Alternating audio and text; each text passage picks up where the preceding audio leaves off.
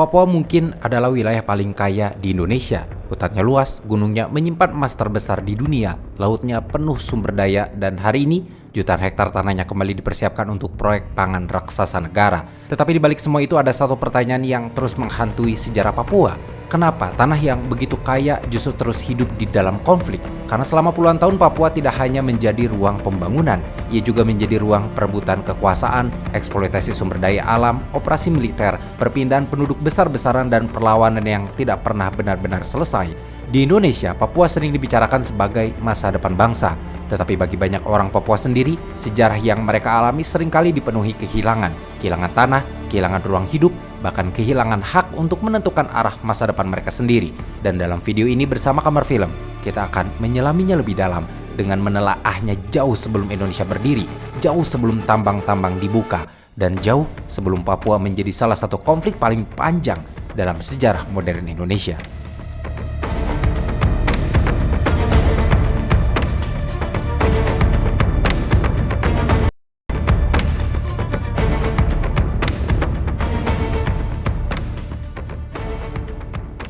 Tegas saya memberi komando ini. Gagalkan negara Papua itu. Kibarkan bendera Sang Merah Putih di Irian Barat. Gagalkan. Kibarkan bendera kita. Sebelum Indonesia berdiri sebagai negara modern, Papua telah lebih dulu memiliki dunia sosialnya sendiri.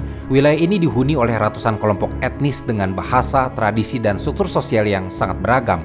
Antropolog Gerard Diamond di bukunya itu Guns, Jones, and Steel bahkan menyebut Papua sebagai salah satu wilayah dengan keragaman budaya dan bahasa paling tinggi di dunia. Di pegunungan tengah, masyarakat hidup dengan sistem pertanian tradisional dan hubungan komunal yang kuat.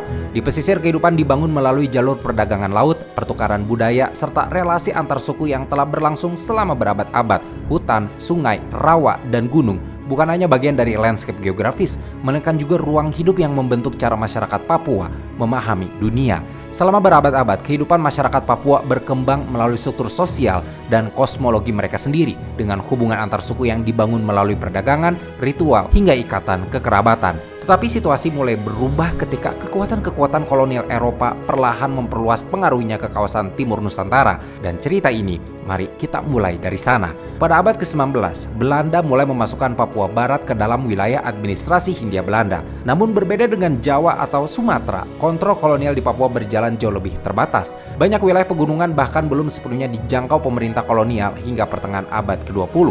Sejarawan Richard Kauffel di bukunya yaitu Constructing Papua Nationalism menjelaskan bahwa Papua berada dalam posisi yang agak unik di dalam proyek kolonial Belanda. Di satu sisi, Belanda mengklaim Papua sebagai bagian dari Hindia Belanda, tetapi di sisi lain, mereka tidak membangun struktur kolonial yang seintens wilayah-wilayah lain di Nusantara. Kontrol administratif Belanda di Papua relatif terbatas, dan banyak wilayah pedalaman bahkan masih berada di luar jangkauan efektif pemerintah kolonial hingga pertengahan abad ke-20. Karena itu, selama bertahun-tahun, Papua cenderung berada di pinggiran perhatian kolonial Belanda. Namun keadaan mulai berubah ketika dunia memasuki periode setelah Perang Dunia Kedua. Ketika Jepang kalah dan Indonesia memproklamasikan kemerdekaan tahun 1945, muncul perdebatan besar mengenai status Papua. Pemerintah Indonesia menganggap seluruh bekas wilayah Hindia Belanda termasuk Papua Barat sebagai bagian sah Indonesia merdeka. Tetapi Belanda memiliki pandangan yang berbeda. Mereka mulai mempertahankan Papua sambil perlahan menyiapkan wilayah itu menuju entitas politik tersendiri.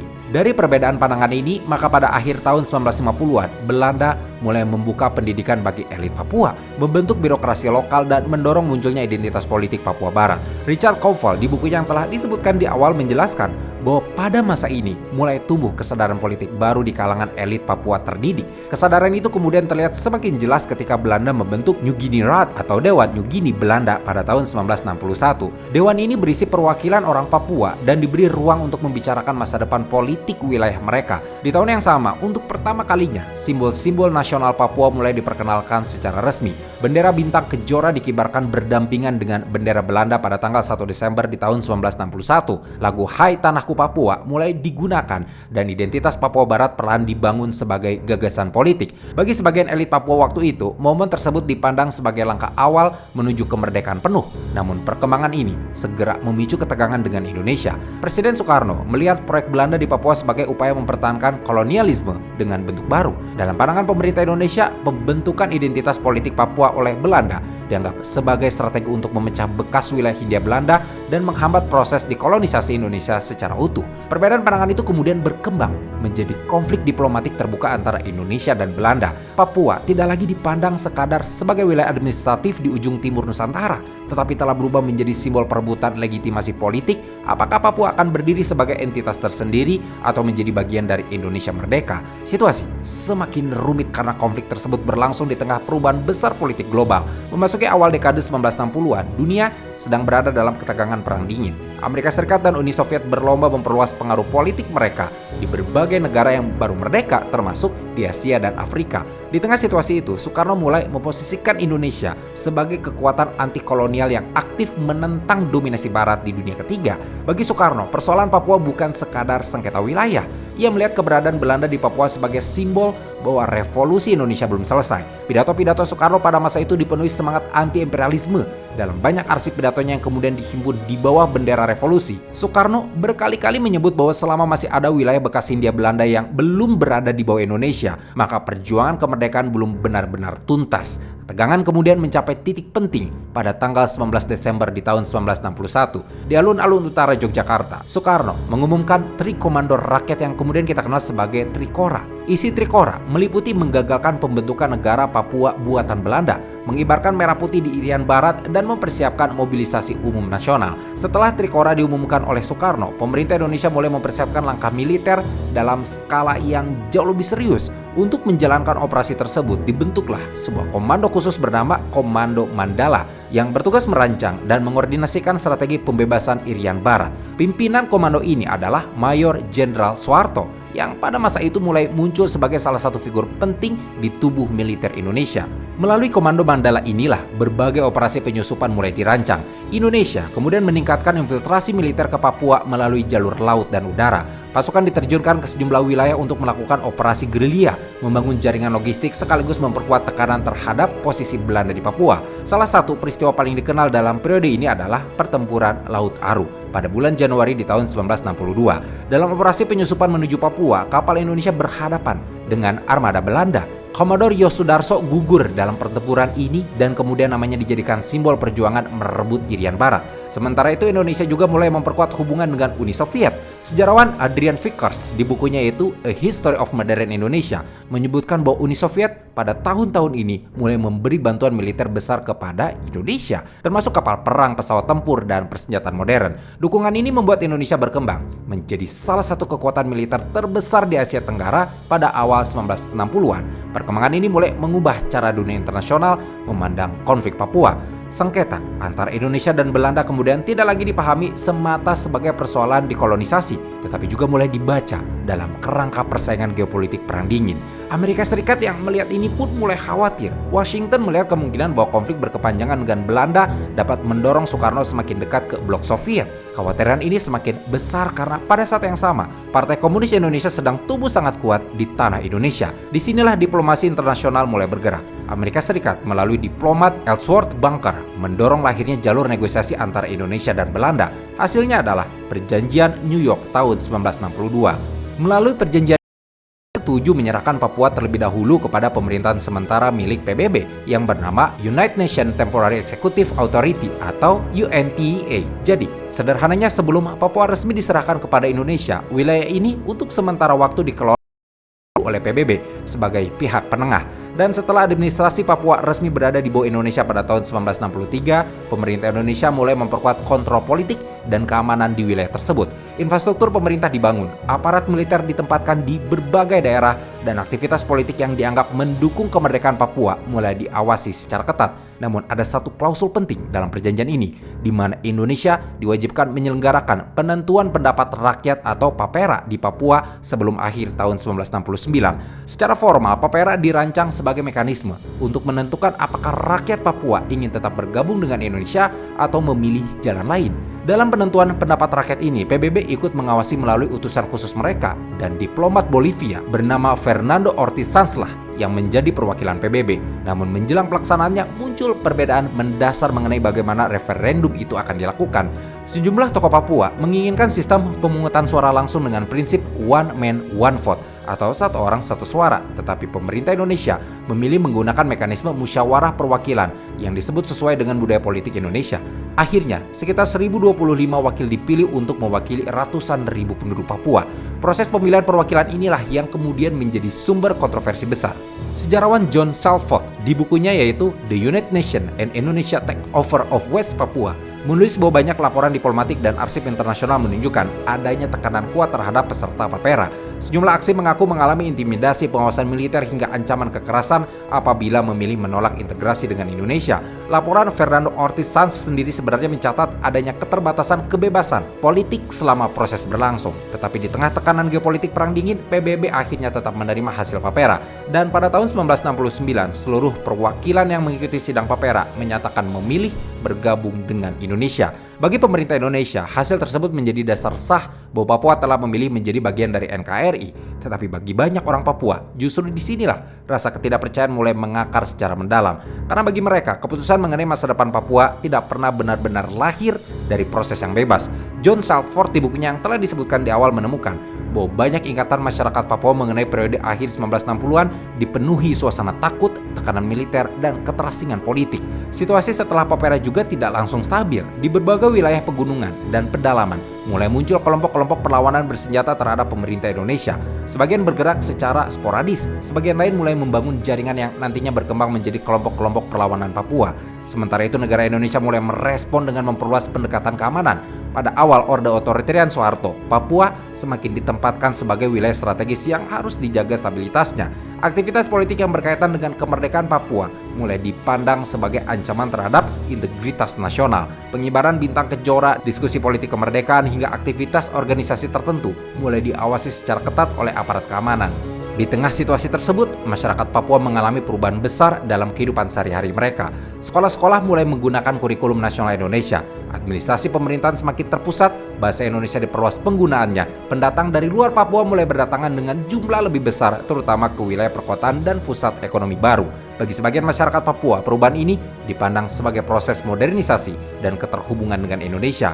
Namun bagi sebagian lainnya, perubahan tersebut menghadirkan rasa kehilangan terhadap ruang politik dan identitas mereka sendiri. Pendeta dan intelektual Papua, Beni Giai, dalam berbagai tulisannya menjelaskan bahwa setelah Papera, banyak orang Papua mulai memandang hubungan mereka dengan Indonesia melalui pengalaman kekerasan negara, marginalisasi ekonomi, dan pengawasan militer yang intens. Karena itu konflik Papua setelah 1969 tidak pernah hanya bergerak di medan perang, ia juga hidup di dalam ingatan kolektif, di dalam cerita keluarga tentang orang yang hilang, di dalam ketakutan terhadap aparat bersenjata, dan di dalam keyakinan sebagian masyarakat Papua bahwa arah sejarah mereka ditentukan tanpa keterlibatan penuh masyarakat Papua. Dan dari titik inilah hubungan antara negara Indonesia dan sebagian masyarakat Papua mulai dipenuhi ketegangan yang terus bertahan hingga sekarang, dan semua ini baru memasuki tahap awal.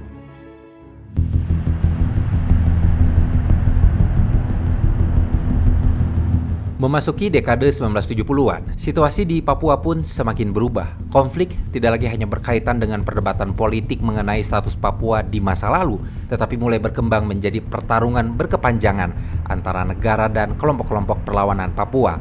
Di berbagai wilayah pedalaman, terutama daerah pegunungan, muncul gerakan-gerakan bersenjata yang menolak kekuasaan Indonesia di Papua. Gerakan ini tidak lahir sebagai organisasi tunggal yang langsung terpusat, melainkan berkembang dari jaringan lokal, kelompok adat, mantan elit politik Papua, hingga komunitas yang merasa mengalami tekanan setelah perubahan politik akhir tahun 1960-an. Dari proses inilah kemudian lahir OPM atau Organisasi Papua Merdeka. Bagi pemerintah Indonesia, OPM dipandang sebagai gerakan separatis yang mengancam kedaulatan negara. Namun di mata sebagian pendukungnya, OPM dianggap sebagai simbol perjuangan menentukan nasib sendiri. Perlawanan OPM juga pada awalnya dilakukan secara sederhana, persenjataan terbatas, komunikasi antar kelompok sulit, dan banyak basis gerakan berada di wilayah pegunungan yang terpencil. Tetapi kondisi geografis Papua justru membuat perang gerilya menjadi sangat sulit dihadapi. Pegunungan tinggi, hutan lebat, dan minimnya akses transport membuat konflik di Papua berbeda dengan wilayah lain di Indonesia. Richard Koval di bukunya Constructing Papua Nationalism menjelaskan bagaimana gerakan perlawanan Papua berkembang bukan hanya karena faktor politik nasional, tetapi juga karena pengalaman sosial masyarakat Papua yang merasa semakin terasing di tanah mereka sendiri. Sementara itu, negara mulai memperluas operasi keamanan. Pada masa Orde Otoritarian Soeharto, Papua diperlakukan sebagai wilayah rawan keamanan. Aparat militer ditempatkan dalam jumlah besar di berbagai daerah yang dianggap basis perlawanan. Operasi-operasi penumpasan dilakukan secara berkala, terutama di wilayah pegunungan tengah dan daerah perbatasan Papua Nugini. Banyak masyarakat sipil akhirnya ikut terjebak di tengah konflik. Laporan-laporan dari organisasi seperti Amnesty International dan Human Rights Watch selama bertahun-tahun mendokumentasikan berbagai dugaan pelanggaran HAM di Papua, mulai dari penangkapan tanpa proses hukum yang jelas, penyiksaan, penghilangan paksa, hingga pembatasan kebebasan berekspresi. Di sisi lain, pemerintah Indonesia selalu menyatakan bahwa operasi militer dilakukan untuk menjaga stabilitas dan melindungi masyarakat dari kekerasan kelompok bersenjata. Konflik kemudian berkembang menjadi lingkaran yang terus berulang. Ketika OPM melakukan penyerangan, aparat meningkatkan operasi keamanan. Ketika operasi keamanan meluas, muncullah ketakutan dan kemarahan baru di sebagian masyarakat.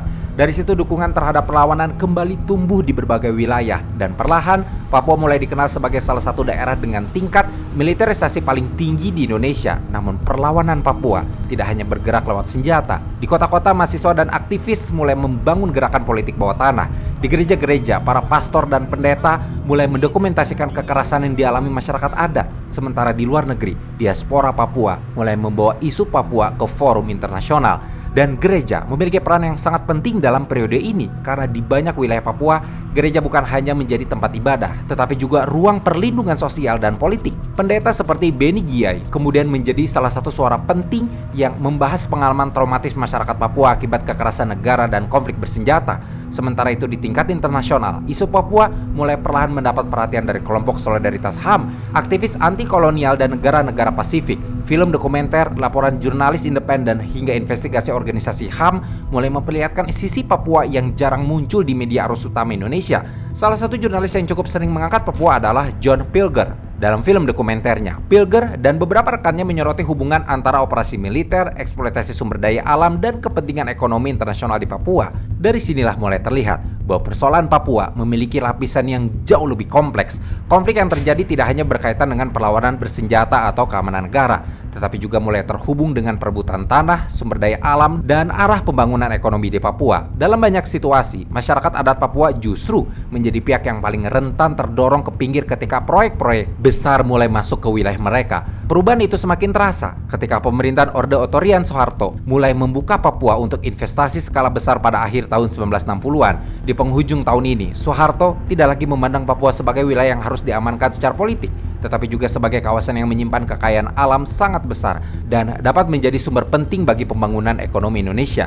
Perhatian kemudian tertuju pada wilayah pegunungan di Mimika. Pegunungan Edsberg ditemukan cadangan mineral dalam jumlah yang sangat besar. Perusahaan asal Amerika Serikat Freeport-McMoRan kemudian melihat Papua sebagai lokasi strategis untuk pertambangan tembaga dan emas skala dunia. Dan di tahun 1967, pemerintah Indonesia menandatangani kontrak karya dengan Freeport. Kontrak ini sangat penting dalam sejarah ekonomi politik Indonesia, karena dalam kontrak ini, Freeport menjadi perusahaan asing besar pertama yang masuk pada era Orde Otoritarian Soeharto. Banyak peneliti melihat kesepakatan ini sebagai simbol bagaimana Indonesia mulai bergerak menuju model pembangunan yang bertumpu pada investasi internasional dan eksploitasi sumber daya alam.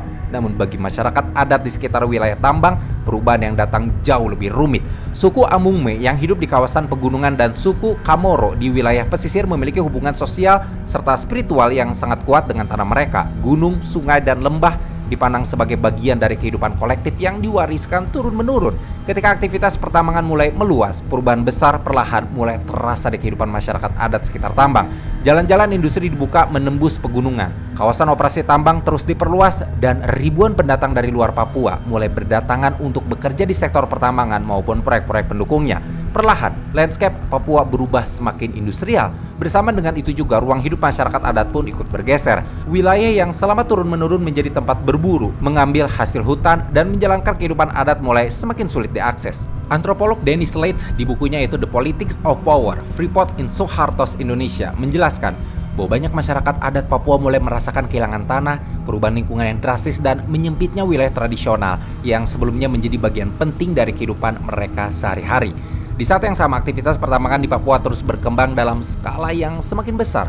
Freeport memperluas operasinya dan perlahan tumbuh menjadi salah satu tambang emas dan tembaga terbesar di dunia.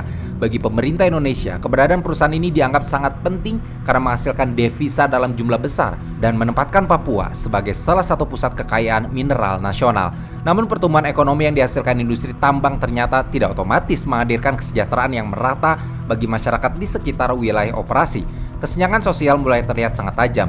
Di satu sisi, berdiri fasilitas industri modern dengan teknologi tinggi dan investasi miliaran dolar. Di sisi lain, banyak kampung di sekitar wilayah operasi tambang masih menghadapi keterbatasan layanan kesehatan, pendidikan, dan infrastruktur dasar.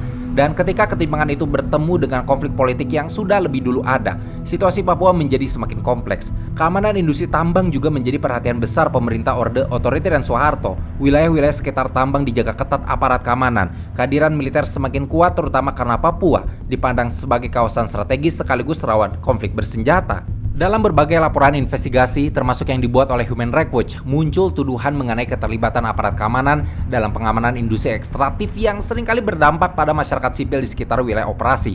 Pemerintah Indonesia sendiri menegaskan bahwa pengamanan tersebut diperlukan untuk menjaga stabilitas nasional dan melindungi objek vital negara. Tetapi, bagi banyak masyarakat Papua, situasi itu memperkuat kesan bahwa kekayaan alam Papua lebih banyak menguntungkan negara dan korporasi dibanding masyarakat asli setempat. Pada periode inilah muncul pandangan bahwa Papua sedang mengalami apa yang oleh banyak akademisi disebut sebagai ekonomi ekstraktif. Istilah ini digunakan untuk menggambarkan model pembangunan yang berfokus pada pengambilan sumber daya alam dalam skala besar seperti emas, tembaga, kayu, dan gas tanpa distribusi manfaat yang setara kepada masyarakat lokal. Akademisi seperti Dennis Slate dalam buku yang telah disebutkan di awal menjelaskan bahwa ekonomi ekstraktif sering menghasilkan pertumbuhan ekonomi tinggi tetapi juga memicu konflik agraria, kerusakan lingkungan, dan marginalisasi masyarakat adat. Dan pola seperti itu mulai terlihat semakin jelas di Papua pada era Orde Soeharto. Bukan hanya tambang yang berkembang, eksploitasi kayu hutan juga meningkat pesat. Konsesi-konsesi besar diberikan kepada perusahaan, wilayah adat mulai dipetakan berdasarkan kepentingan industri dan proyek pembangunan nasional. Perlahan, hubungan masyarakat Papua dengan tanah mereka mulai berubah di bawah tekanan negara dan pasar. Banyak komunitas adat kehilangan akses terhadap wilayah berburu dan hutan sagu. Sungai-sungai tercemar limbah industri, sementara generasi muda Papua mulai tumbuh di tengah perubahan sosial yang sangat cepat, yakni transmigrasi. Dalam program ini, ribuan keluarga dari Jawa, Sulawesi, Bali, dan berbagai daerah lain dipindahkan ke Papua untuk membuka pemukiman dan lahan pertanian baru. Bagi pemerintah, transmigrasi dipandang sebagai bagian dari pembangunan nasional dan pemerataan penduduk. Jalan dibangun, kota-kota berkembang, dan aktivitas ekonomi tumbuh semakin cepat. Tetapi bersama dengan itu, struktur demografi Papua juga berubah secara signifikan. Di banyak kota dan pusat ekonomi, jumlah pendatang meningkat pesat. Mereka mulai mendominasi sektor perdagangan, birokrasi, dan pasar-pasar lokal. Sementara sebagian masyarakat asli Papua merasa semakin sulit bersaing di dalam sistem ekonomi baru yang berkembang pesat. Sejarawan Richard Kauffel dan antropolog Jeb Timmer menjelaskan bahwa perubahan ini melahirkan rasa kecemasan di kalangan masyarakat Papua. Banyak orang mulai merasa tersisih secara ekonomi dan sosial di tanah mereka sendiri. Persoalan tanah juga menjadi sumber ketegangan baru. Banyak wilayah adat dialihkan menjadi kawasan transmigrasi melalui pendekatan administratif negara yang seringkali berbeda dengan cara masyarakat adat memahami kepemilikan tanah. Dari sini, konflik agraria perlahan mulai muncul di berbagai daerah. Dan di momen seperti ini, di masyarakat Papua mulai muncul pertanyaan, pembangunan ini sebenarnya dibangun untuk siapa? Karena meskipun Papua memiliki kekayaan alam yang sangat besar, ketimpangan sosial dan kemiskinan tetap tinggi. Situasi inilah yang kemudian mendorong lahirnya generasi baru mahasiswa, aktivis, dan intelektual Papua yang semakin kritis terhadap sejarah integrasi, eksploitasi sumber daya alam, dan perubahan sosial di wilayah mereka. Sejak saat itu, gerakan Papua mulai bergerak tidak hanya melalui perlawanan bersenjata, tetapi juga melalui kampus, gereja, organisasi masyarakat sipil, dan forum internasional.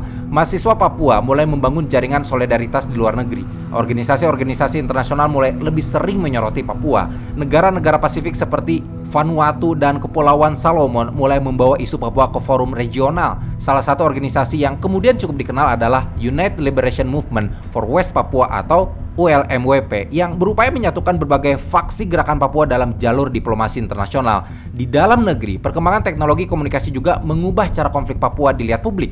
foto kekerasan, video penangkapan, dan laporan pelanggaran HAM mulai lebih mudah menyebar melalui internet dan media sosial. Papua yang sebelumnya relatif tertutup perlahan mulai mendapat perhatian lebih luas, baik di Indonesia maupun dunia internasional. Tapi bersama dengan itu, polarisasi juga semakin tajam. Sebagian masyarakat Indonesia melihat isu Papua sebagai ancaman terhadap persatuan nasional, sementara banyak orang Papua merasa suara mereka terus dicurigai setiap kali membicarakan sejarah dan hak politik mereka sendiri. Dan di tengah situasi itulah, Papua memasuki abad ke-21 dengan luka lama yang belum benar-benar sembuh, ditambah harapan baru yang perlahan mulai kehilangan bentuknya.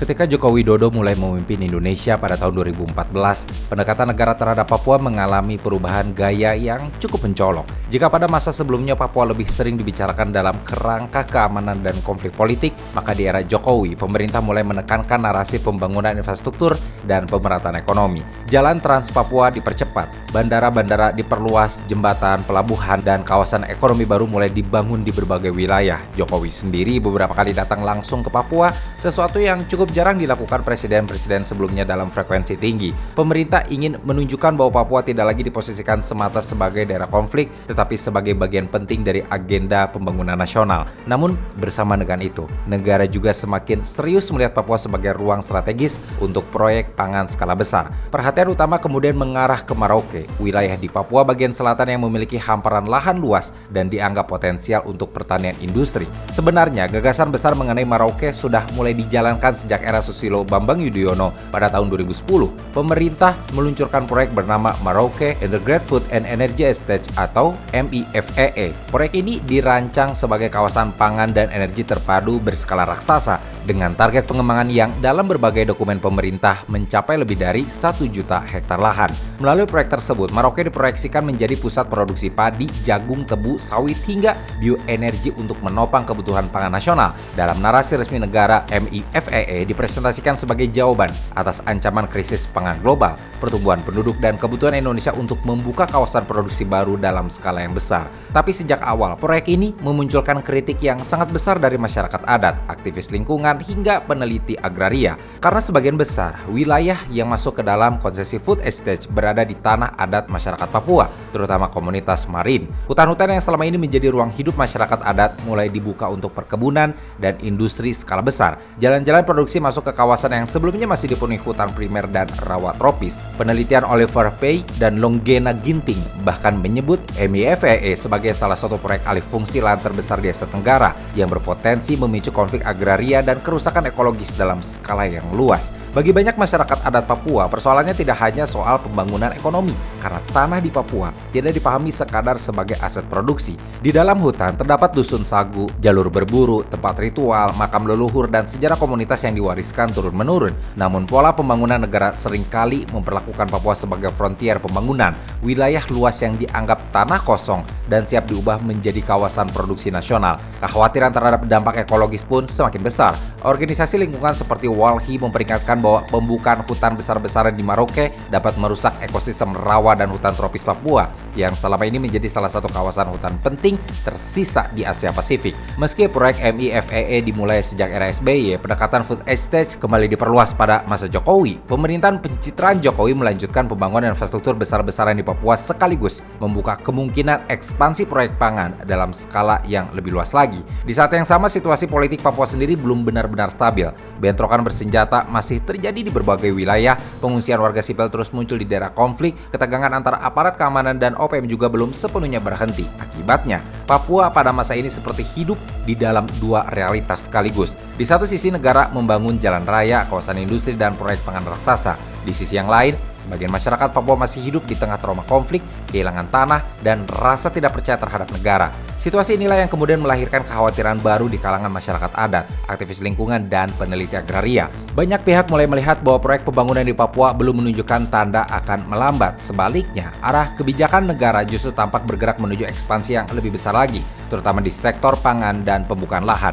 Kekhawatiran itu semakin kuat ketika Prabowo Subianto mulai mengambil alih pemerintahan Indonesia, sebab arah kebijakan kebijakan pangan nasional tampak tetap bergerak pada gagasan yang sama, memperluas produksi pangan melalui pembukaan lahan dalam skala industri besar. Papua Selatan pun kembali ditempatkan sebagai salah satu wilayah utama dalam proyek tersebut. Situasi ini turut didokumentasikan oleh Watchdog dalam film dokumenternya yaitu Pesta Babi, yang memperlihatkan bagaimana ekspansi proyek pangan terus bergerak ke wilayah Merauke dan sekitarnya. Bersamaan dengan meningkatnya kekhawatiran mengenai masa depan hutan, tanah adat, dan kehidupan masyarakat lokal, melalui berbagai rencana strategis pemerintah, Merauke dan wilayah sekitarnya diproyeksikan menjadi kawasan utama pengembangan sawah, perkebunan tebu, hingga industri bioenergi. Target pembukaan lahan yang dibicarakan bahkan mencapai 2,5 juta hektar, yang menjadikannya salah satu proyek agraria terbesar dalam sejarah modern Indonesia. Dalam pidato dan berbagai pernyataan resminya, Prabowo menekankan bahwa proyek tersebut diperlukan untuk memperkuat swasembada pangan nasional di tengah ancaman krisis global, perubahan iklim, dan ketidakstabilan rantai pasok dunia.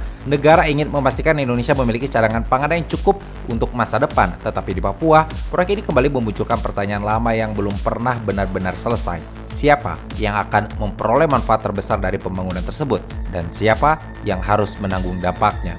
Karena perluasan proyek pangan skala besar berarti pembukaan hutan baru dalam jumlah yang sangat luas. Di banyak wilayah kawasan yang diproyeksikan untuk pertanian industri masih merupakan bagian dari wilayah adat masyarakat Papua. Organisasi lingkungan dan kelompok masyarakat sipil mulai memperingatkan kemungkinan terjadinya percepatan deforestasi di Papua Selatan. Dandi Laksono, narator sekaligus sutradara dalam film Pesta Babi, dalam berbagai wawancaranya di podcast menilai bahwa proyek berskala raksasa seperti ini berpotensi mengubah ekosistem Papua secara permanen, terutama kawasan rawa dan hutan tropis yang selama ini relatif masih terjaga. Laporan berbagai organisasi masyarakat sipil juga menunjukkan kekhawatiran mengenai proses pelepasan tanah adat yang dinilai tidak selalu melibatkan persetujuan bebas dan penuh dari masyarakat lokal. Di banyak komunitas Papua, hubungan terhadap tanah tidak dibangun melalui konsep kepemilikan individual seperti dalam sistem agraria modern. Karena itu, ketika negara atau perusahaan datang membawa izin konsesi dan dokumen administratif, sering muncul benturan cara pandang mengenai siapa sebenarnya memiliki hak untuk menentukan penggunaan wilayah tersebut.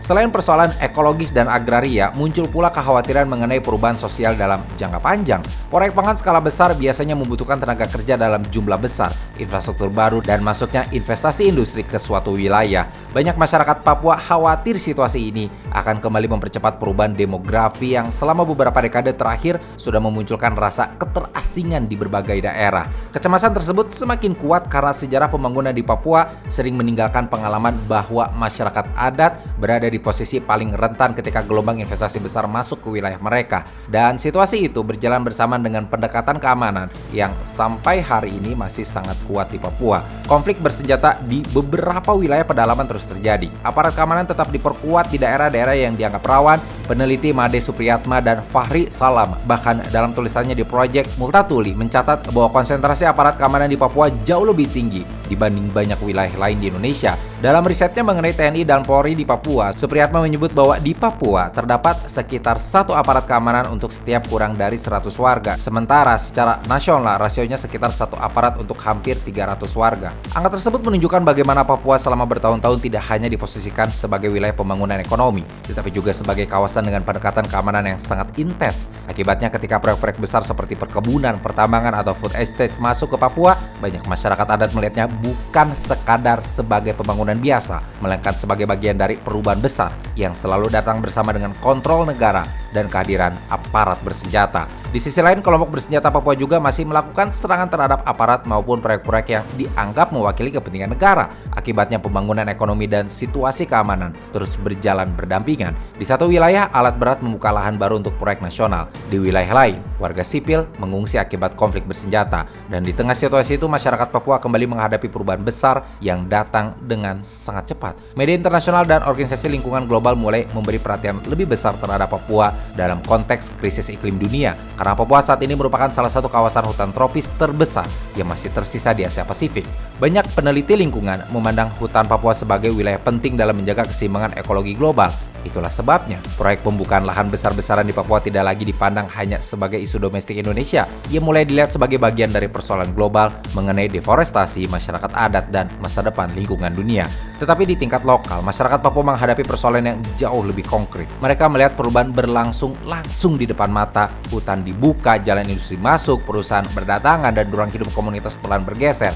Bagi sebagian orang Papua, situasi ini memunculkan perasaan bahwa sejarah terus bergerak dalam pola yang sama. Negara datang membawa bahasa bangunan, perusahaan datang membawa investasi, lalu masyarakat adat kembali diminta beradaptasi terhadap perubahan yang tidak sepenuhnya mereka tentukan sendiri. Dan karena itulah ketegangan di Papua hari ini tidak hanya berkaitan dengan konflik politik atau keamanan semata, ia juga berkaitan dengan benturan dua cara memandang masa depan. Di satu sisi, ada negara yang melihat Papua sebagai ruang modernisasi, pertumbuhan ekonomi, dan ketahanan pangan nasional. Sementara di sisi lain ada masyarakat yang menganggap gunung sebagai ibu, sungai sebagai sejarah, dan hutan sebagai bagian dari tubuh mereka sendiri. Dan selama cara pandang masyarakat adat terus diabaikan, maka konflik Papua mungkin tidak akan pernah benar-benar selesai. Ketika tanah kami direbut, maka akan menjadi suatu pengkhianatan ketika kami diam saja. Hanya ada satu kata, lawan, hidup masyarakat adat, hidup rupanya berlawan.